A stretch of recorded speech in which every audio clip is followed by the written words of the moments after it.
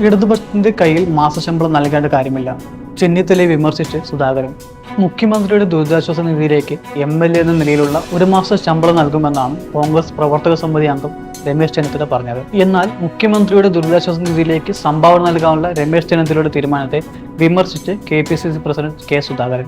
രമേശ് ചെന്നിത്തല ചെയ്യുന്നത് ശരിയല്ല. ഇടതുപക്ഷത്തിന്റെ കയ്യിൽ മാസശമ്പളം നൽകേണ്ട കാര്യമില്ല. സർക്കാരിന് സംഭാവന കൊടുക്കണമെന്ന് ആരും പറഞ്ഞിട്ടില്ലെന്നും സുധാകരൻ പറഞ്ഞു. പാർട്ടിയുടെ എല്ലാ ഘടകങ്ങളും ദുരിതാശ്വാസ നിധി തുടങ്ങിയിട്ടുണ്ടെന്നും രമേശ് ചെന്നിത്തലയും അതുവഴിയാണ് പണം നൽകേണ്ടതെന്നും സുധാകരൻ ആവശ്യപ്പെട്ടു. കേരളത്തെ കണ്ണീരിലെത്തിയ വയനാട് ദുരന്തഭൂമിയിൽ നിന്നുള്ള തേങ്ങലുകൾ നമ്മെ എല്ലാവരെയും സങ്കടപ്പെടുത്തുന്ന കാര്യമാണ്. നാം ഓരോരുത്തരും നമ്മളാൽ കഴിയുന്ന സഹായങ്ങൾ നൽകി അവിടെയുള്ള നമ്മുടെ കൂടപ്പിറപ്പുകളെയും സഹോദരങ്ങളെയും ചേർത്ത് പിടിക്കണം. MLA എന്ന നിലയിലുള്ള എൻ്റെ ഒരു മാസം ശമ്പളം മുഖ്യമന്ത്രിയുടെ ദുരിതാശ്വാസ നിധിയിലേക്ക് നൽകുമെന്നാണ് സോഷ്യൽ മീഡിയയിൽ പങ്കുവച്ച കുറിപ്പിലൂടെ രമേശ് ചെന്നിത്തല പറഞ്ഞത്. അതിനിടെ വയനാട് ഉരുൾപൊട്ടൽ ദുരന്തത്തിൽ BJP രാഷ്ട്രീയം കലർത്തുകയാണെന്ന് പ്രതിപക്ഷ നേതാവ് VD സതീശൻ ആരോപിച്ചു. ദുരന്തത്തെ രാഷ്ട്രീയവൽക്കരിക്കേണ്ട സമയമല്ലിത്. വയനാട് ദുരന്തത്തെ കേന്ദ്ര സർക്കാർ എന്തുകൊണ്ടാണ് ദേശീയ ദുരന്തമായി പ്രഖ്യാപിക്കാത്തതെന്ന് അറിയില്ല.